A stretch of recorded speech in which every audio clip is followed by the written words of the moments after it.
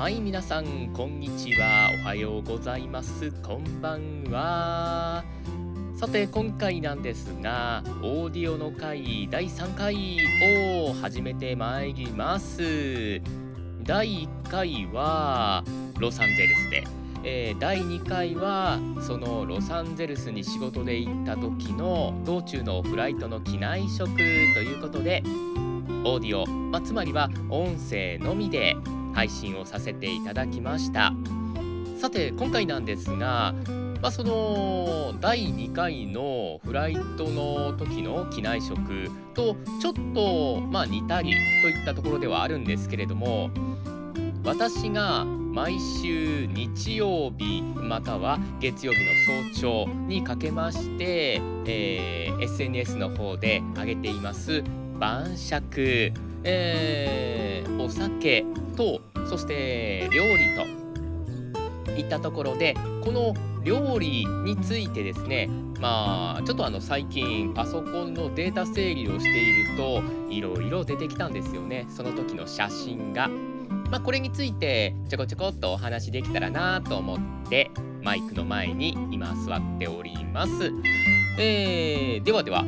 早速ではあるんですけれども、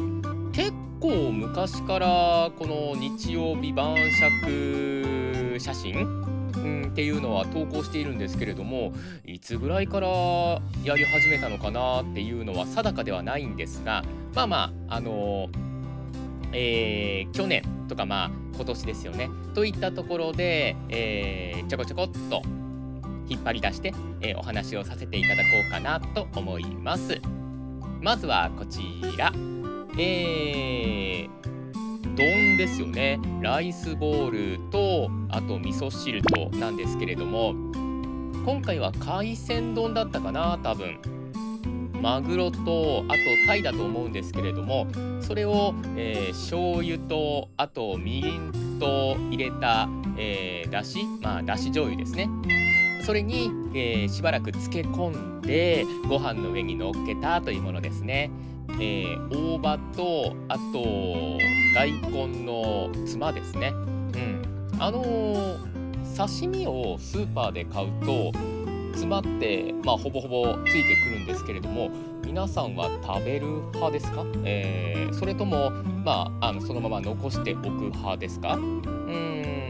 僕の家庭ではというのは結構その昔から私の両親がもったいないから食べなさいっていうことを言ってたので、僕は食べる派なんですけれども、もちろん醤油をつけてね。でも居酒屋とかに行ってお刺身を頼んだ時のつま、食べない方結構多いなと思いながら見ていました。そしてその横には味噌汁ですね。大根と多分揚げかな。結構その味噌汁も根菜を入れることが多いんですよ。人参とか、もちろん大根とか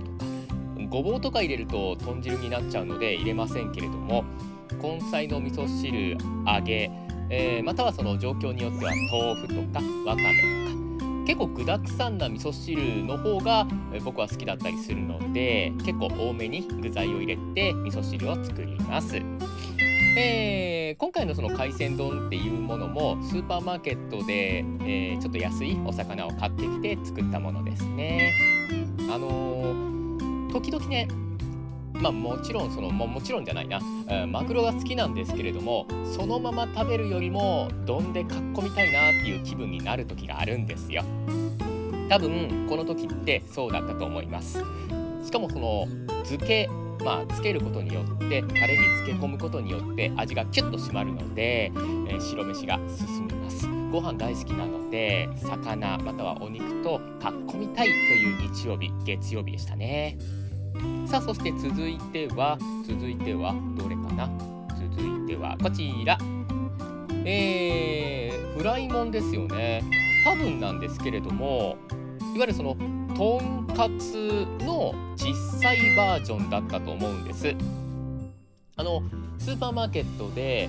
トンテキ用であったりとか、あととんかつ用のポークのお肉、豚肉を売ってるんですけれども、あのままね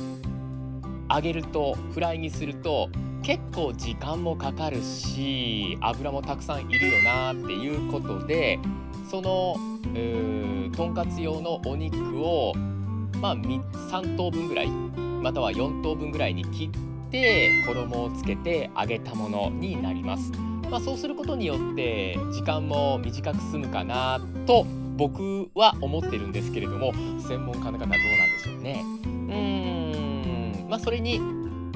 ソースをつけて食べるというものですね。僕はソースはとんかつソースとウスターソースとあるじゃないですか。つまりはこのドロッとしたソースなのかサラッとしたソースなのかというところ、ドロッとしたソースの方を使ってます。そしてちょっとだけからしをつけて、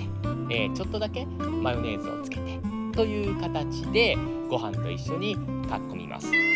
下はキャベツをひいてて、あとね貝割れ結構ねサラダとかあと丼の飾りとかに使うんですけれども、この貝割れがね結構好きなんですよ。ただスーパーマーケットとか行くと貝割れ1パック40円ぐらいかなするんですけれども、結構高いなって思いながら、でもね時々ね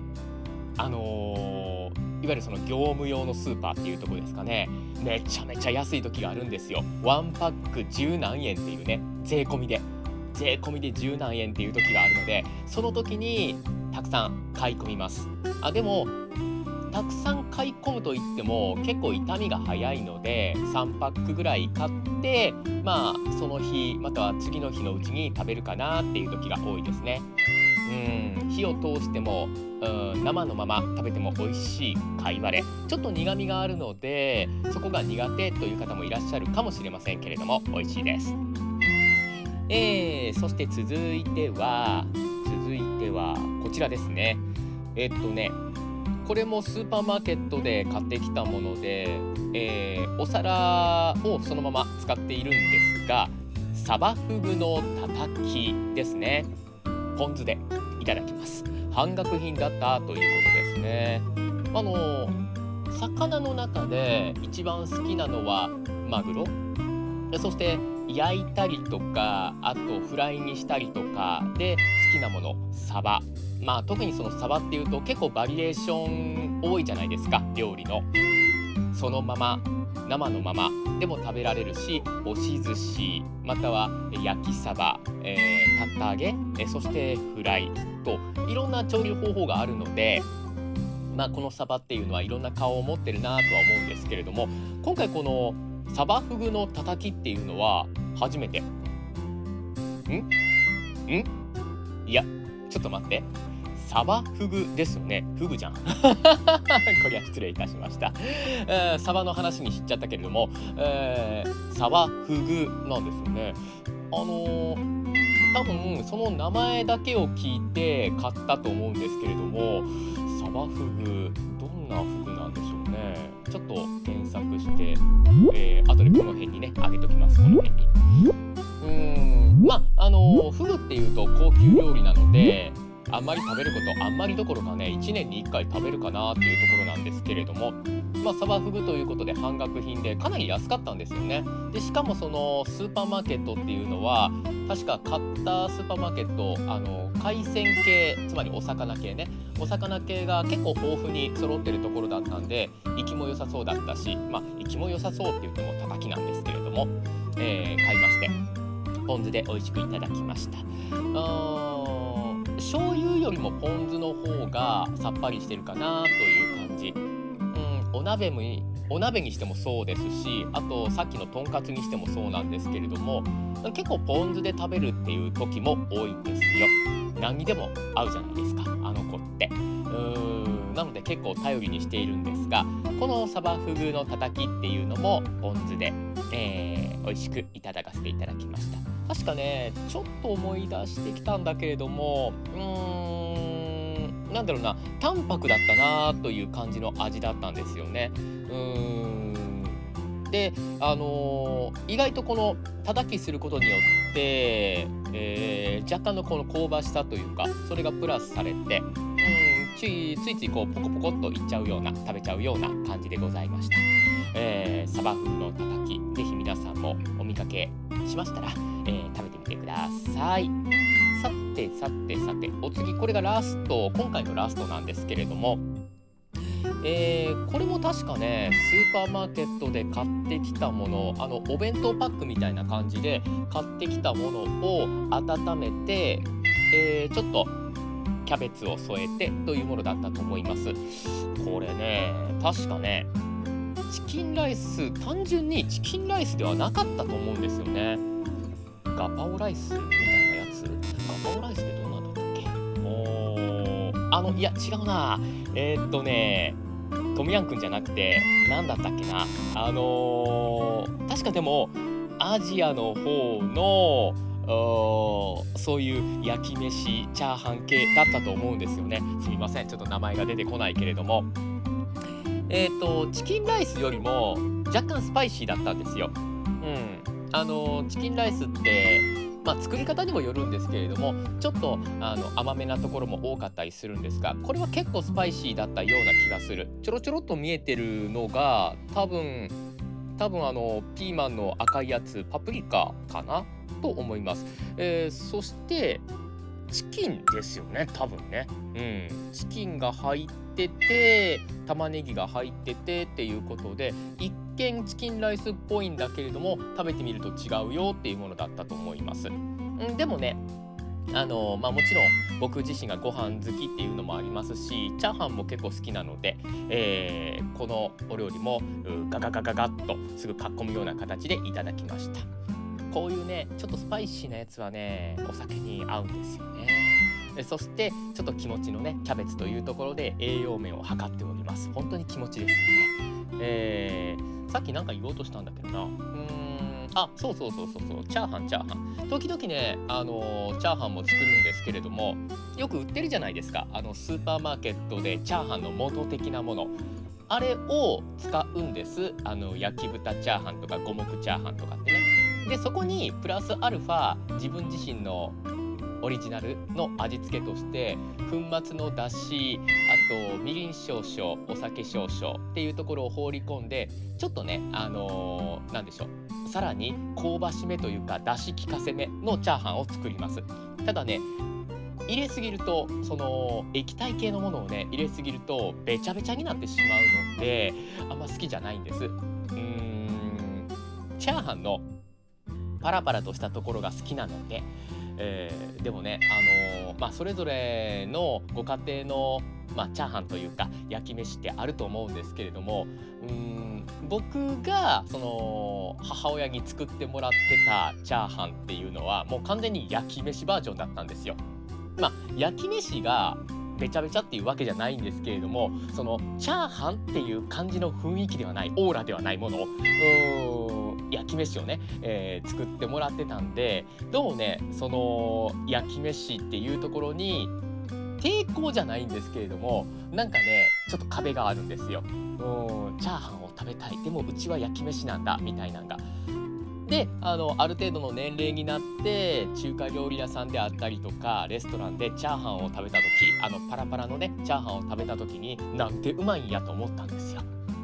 これがチャーハンなんだって、全然水分量が違うなって思いました。そこからチャーハンは好きになったし、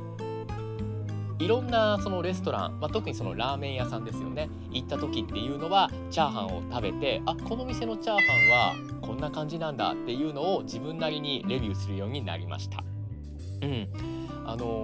今のところ一番美味しかったチャーハンっていうのが、その店舗名はね言えないんですけれども、某天下ほにゃららの、チャーハンの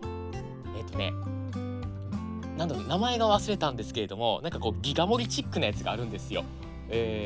分5人前か6人前ぐらいのやつを一皿でドーンと出すような、それがね一番美味しかった。それとあっさりめのラーメンを頼んで、ごちそうさまする、いただきました、ごちそうさまっていうような形が一番ね幸せでしたね。あれね、でもね最近またその店舗行ったんですけれども、なくなってたんですよね。悲ししかったわ。友達にもあそこの、そのギガ盛りチャーハン、もりもりチャーハン美味しいよっていうのを言ってたんで食べさせてあげたかったんですけれども、なくなってたのでショックでした。復活モームよろしくです。という形で今回はその過去の、僕の SNS の、日曜日または月曜日の早朝の晩酌ツイートのお話をさせていただきました。せっかく、こうやって投稿もしているので、補足情報じゃないですけれども、そういうこともオーディオバージョンでお話できたらいいかなとこれからも思っております。ではでは皆さん、今週もまた始まりました。これが投稿されるのが僕はいつかわかんないですけれども、始まりましたし終わりますかもしれません。また明日も、元気を出して頑張ってまいりましょう。ではではまた次回オーディオなのか動画なのか、わかりませんがお会いいたしましょう。ではではよろしゅうに。